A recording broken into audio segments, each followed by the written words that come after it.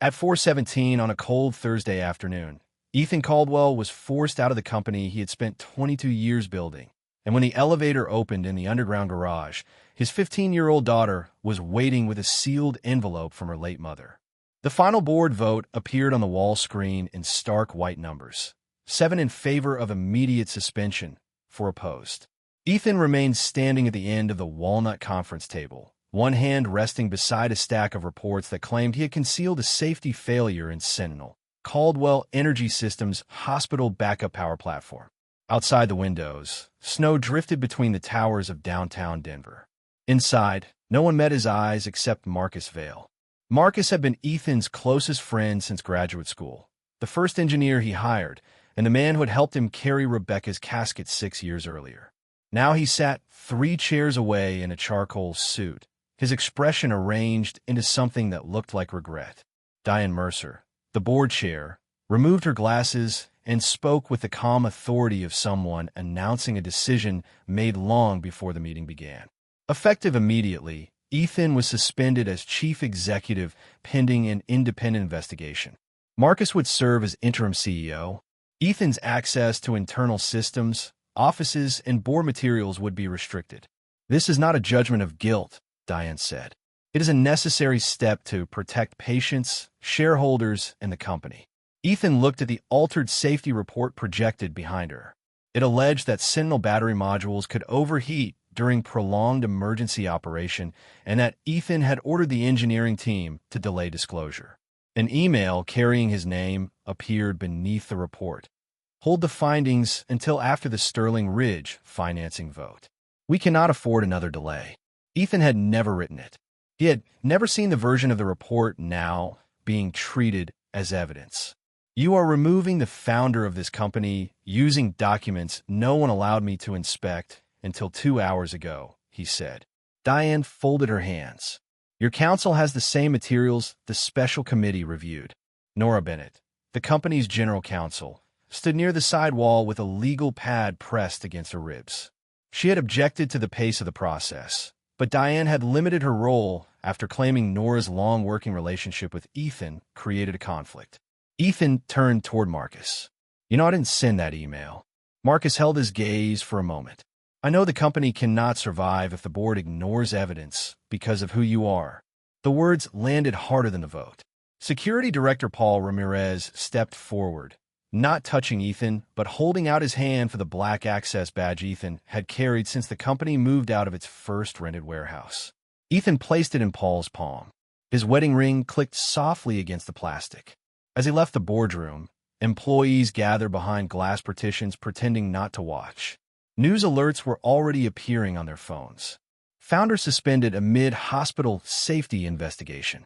Interim CEO named. Ethan crossed the lobby beneath the suspended model of the first Sentinel prototype he and Rebecca had assembled at their kitchen table. 6 years earlier, after her death, he had told Lily that preserving her mother's work was the best way he knew to keep part of her alive. Somewhere along the way, the company had become the place where he stored every feeling he did not know how to share with his daughter.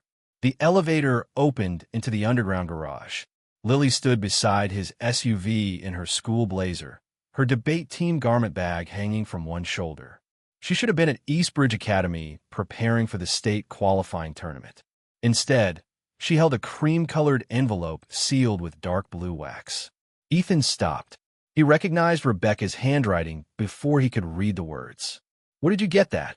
Lily's face was pale, but her voice remained steady. "The family's safe. Mom left instructions for me with Mr. Price." Samuel Price managed the trust Rebecca had created for Lily's shares. Ethan glanced back toward the elevator, then at the envelope. "You were not supposed to open the safe alone, and you were supposed to come to my debate rehearsal yesterday." The accusation was quiet, almost tired. Ethan looked away. Lily turned the envelope so he could read the sentence written across the front. "Lily, open this only if they have taken the company away from your father." For the first time since the board vote, Ethan felt something colder than humiliation. Rebecca had written those words years before Marcus became interim CEO, before Sterling Ridge appeared, before anyone claimed Sentinel was unsafe. Yet she had feared that one day someone might use the company against him. "Did you open it?" Ethan asked.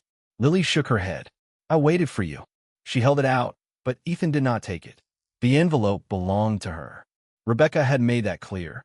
Lily looked toward the concrete ceiling as if gathering courage, then broke the wax seal with her thumb. Nearly 23 hours earlier, Ethan should have been sitting in the second row of East Bridge Academy's auditorium.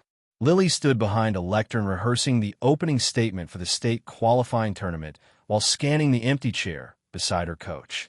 Her topic concerned whether private companies supplying critical public infrastructure should face stronger federal oversight. She had rewritten the argument 3 times because Ethan had told her the best case was built by anticipating the strongest objection, not the weakest one. At 5:32, her phone vibrated on the table. "Running late. Emergency, Sentinel review. I'll be there before your closing." Lily read the message without changing her expression. Marcus arrived 20 minutes later, carrying a coffee for himself and a hot chocolate for Lily, along with an apology on Ethan's behalf. He had known Lily since she was a toddler.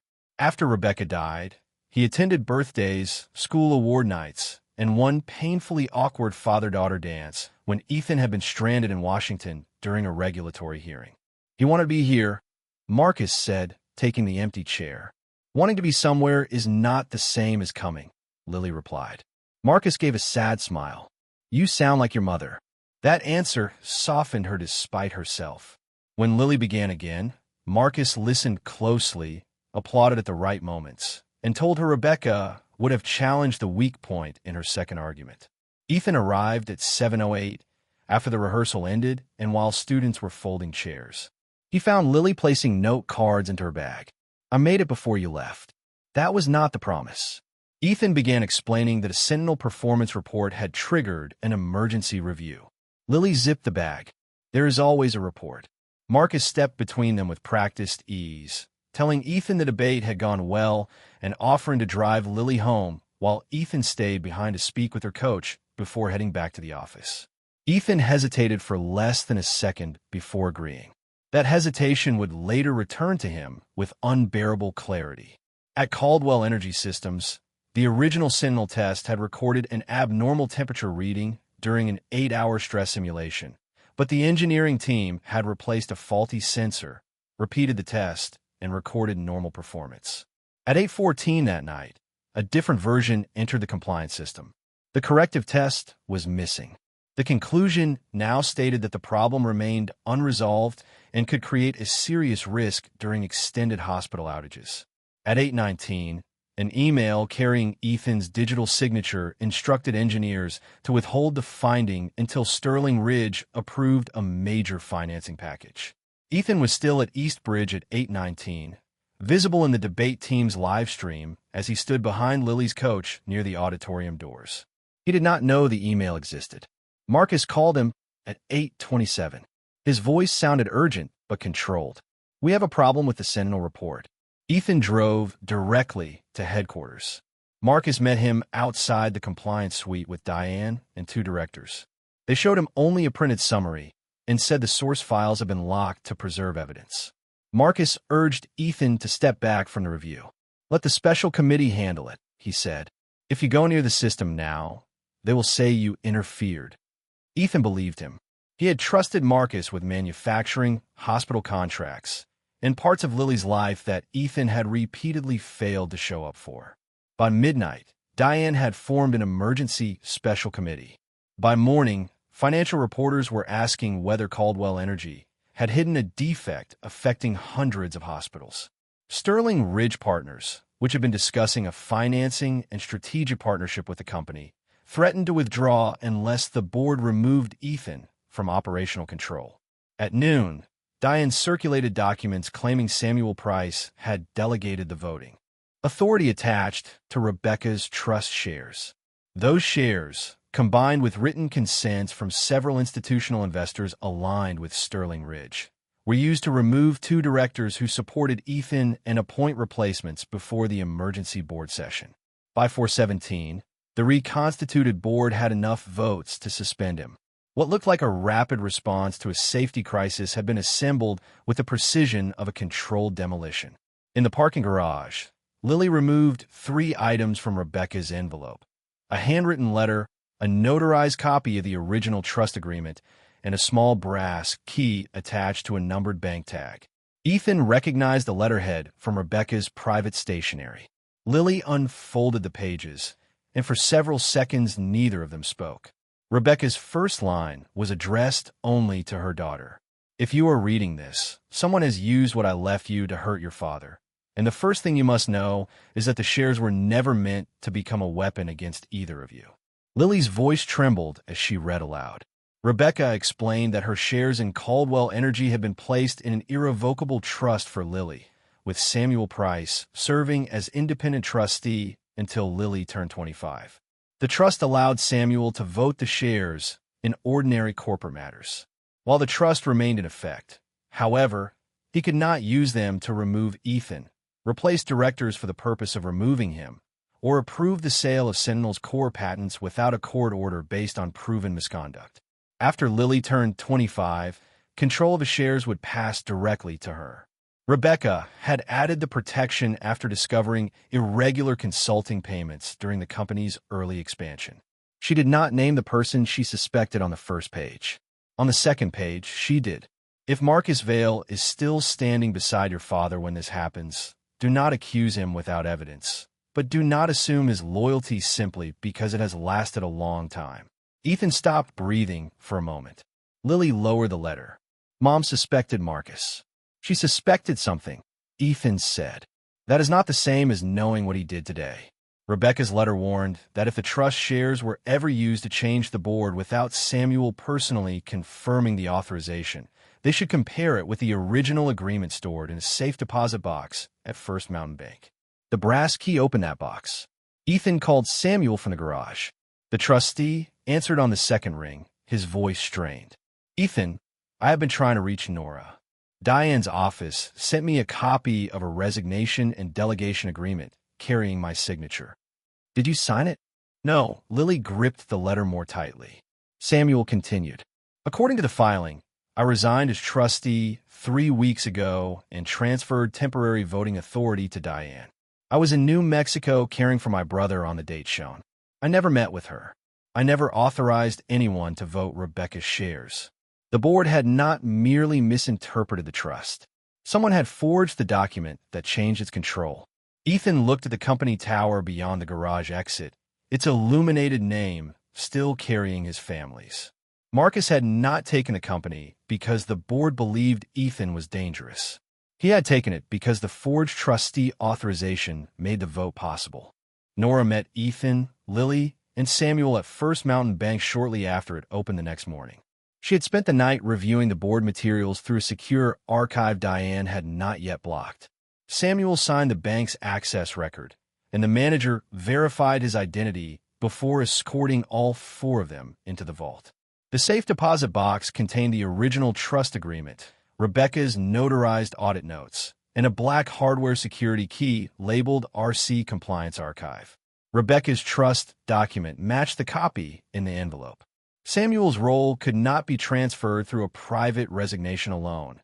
Any successor trustee required written acceptance, notice to Lily's guardian, and court approval. None of those steps had occurred. The document Diane used in the shareholder action was legally defective even before anyone proved the signature was false.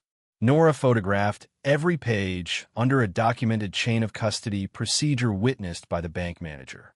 "This can challenge the director replacements," she said, "but it does not automatically return you to the CEO position. The board can still suspend a chief executive for a legitimate safety concern." "Then we proved the safety concern was manufactured," Lily said. Ethan almost told her to let the adults handle it. The words reached his throat and stopped there. Rebecca had not left the envelope to him. She had left it to Lily because she trusted her daughter to open what Ethan might keep sealed. Samuel used a hardware key on an isolated laptop in the office of independent outside counsel retained by the trust. The key authenticated access to a board-approved, read-only compliance escrow maintained by independent outside counsel under a records retention policy Rebecca had established during her final year at the company. Most of the files concerned vendor audits, conflict disclosures, and board governance records. One folder contained invoices from Vail Strategic Consulting, a firm Marcus had once claimed belonged to an unrelated contractor. Rebecca's notes showed that the firm shared a mailing address with Marcus's brother-in-law and had received payments from two component suppliers. She had questioned Marcus about the arrangement. He told her the relationship had been disclosed and corrected. Rebecca wrote that she lacked proof of intentional misconduct, but recommended independent review if Marcus ever sought control over vendor selection, compliance reporting, or a sale of core technology. The archive did not prove the current conspiracy. It established motive, history, and a method. The compliance escrow also contained the original Sentinel engineering report, automatically preserved when Daniel Cho signed it. The report showed the abnormal temperature reading, the faulty sensor, the replacement procedure, and a successful second test. The version used to suspend Ethan removed the corrective pages and changed the conclusion. Nora compared document metadata. The altered file had been created at 8:11 the night of Lily's rehearsal and uploaded under the credentials of Daniel Cho, the vice president of engineering. Daniel had signed the original report at 6:43 and then boarded a flight to Seattle at 7:20. Daniel's boarding pass, flight itinerary, airline departure record, and sworn declaration placed him in the air when the altered version appeared. Someone used his account after he left, Nora said. Lily stood near the conference room screen, rereading the forged email attributed to Ethan. Dad, what time did you arrive at my school? A little after 7.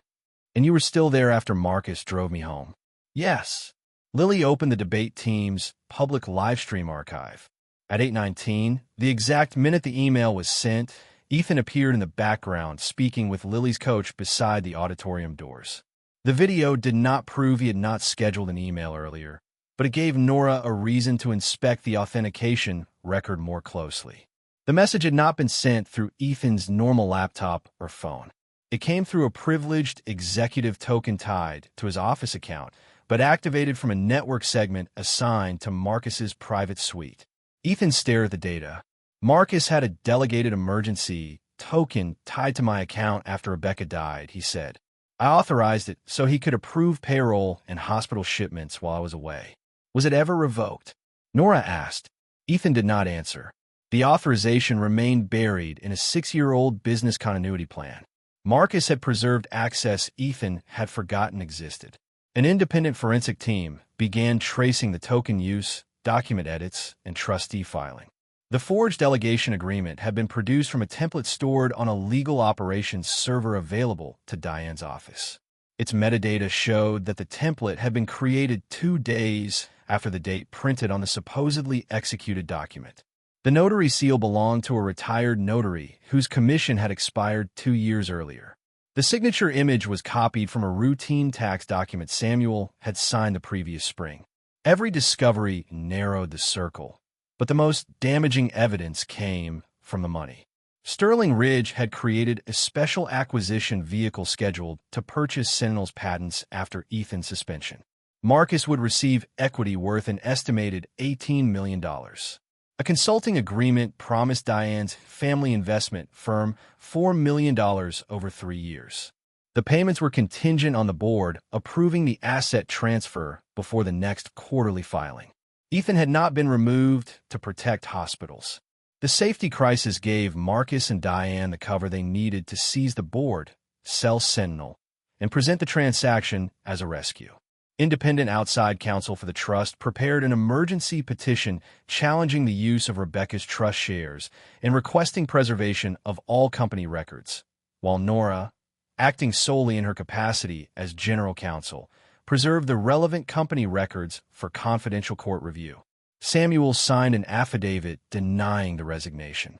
Daniel Cho joined by video from Seattle and confirmed the report shown to the board was not the report he had approved. Ethan wanted to confront Marcus immediately. Nora stopped him.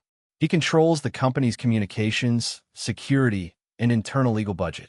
If he knows everything we have, he will shape the next story before we reach a judge. Marcus was already shaping it. At 2 o'clock that afternoon, Caldwell Energy issued a statement accusing Ethan of exploiting his minor daughter's inheritance to reverse a legitimate corporate investigation. A financial network displayed Lily's school photograph beside headlines about a billionaire family's private trust battle. Reporters gathered outside Eastbridge Academy. Students forwarded clips claiming Lily controlled enough stock to decide the future of a public company. She did not. She was a beneficiary, not the trustee, and she had no present voting authority. Accuracy did not matter once the simpler story spread. Ethan watched the coverage from outside counsel's office and felt the same helpless fury he had experienced when Rebecca's illness became public before Lily was ready. "I can stop this," he said. Marcus had sent a proposed settlement through outside counsel. Ethan would resign permanently, agree not to challenge the Sentinel sale, and place his founder shares into a 5-year voting agreement.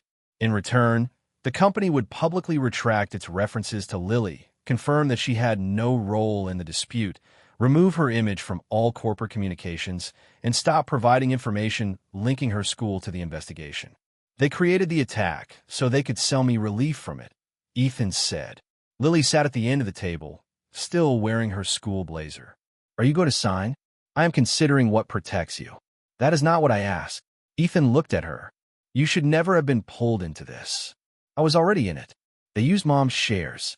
They used my trust. They put my picture on television. Which is why I can end it." Lily stood. "No, you can give them what they want. That is different." Ethan's voice sharpened. "I am your father. I decide what risks you take. You decide when you show up. You decide when work matters more. You decide when I am too young to understand. But you do not get to turn me into the reason you surrender and call that protection." The room fell silent. Ethan remembered the empty seat at rehearsal, Marcus sitting where he should have been, and Rebecca's words in the envelope. "The shares were never meant to become a weapon against either of you."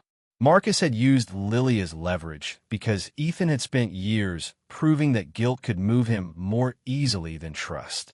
"What do you want me to do?" he asked. Lily's anger softened, but she did not look away. "Believe that telling the truth can protect me better than giving him another lie." Samuel's emergency petition reached a Denver district judge before the end of the day. The judge did not restore Ethan or decide the merits of the fraud allegations. She issued a limited temporary order freezing any further use of the disputed trust shares, prohibiting the transfer of Sentinel's core patents, and requiring Caldwell Energy to preserve access logs, board files, and communications related to the safety report, without yet deciding the validity of the prior director appointments. She scheduled an expedited evidentiary hearing for the following morning. Diane responded by calling an emergency board review at company headquarters 1 hour before the hearing, hoping to reaffirm Ethan's suspension without relying on the trust shares. Marcus invited institutional investors and Sterling Ridge representatives to observe. He wanted the appearance of legitimacy before the court examined the details.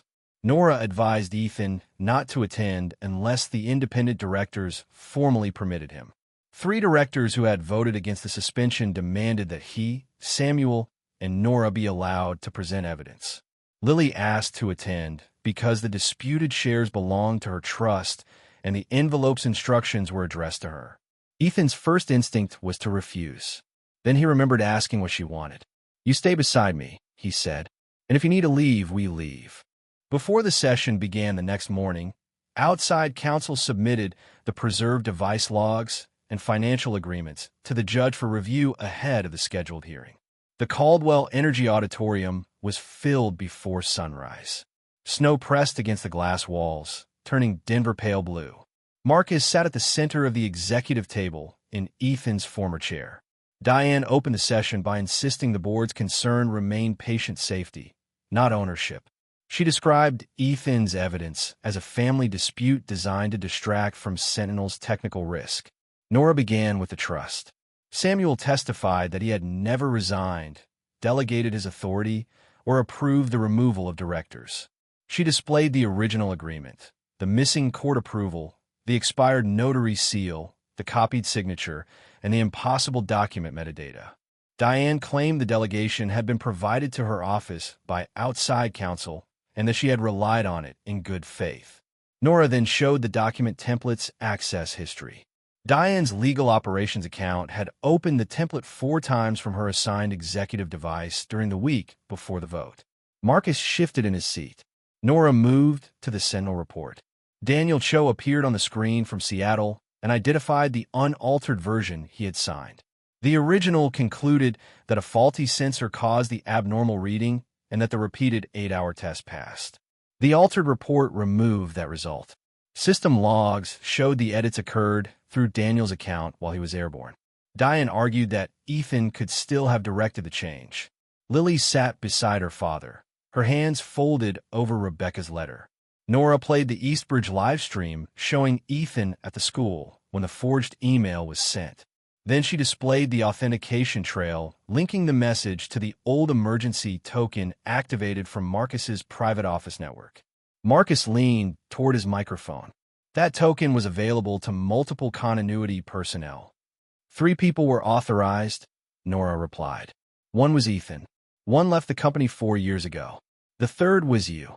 Marcus said someone could have spoofed the network record. Nora introduced the preserved device log, showing his executive laptop had authenticated to the same token 2 minutes before the email was generated. A murmur passed through the investors seated behind the board. Marcus turned toward Diane. Your office handled the trust documents. Diane's face hardened. At your request. That single answer changed the room. Nora displayed the Sterling Ridge side agreements.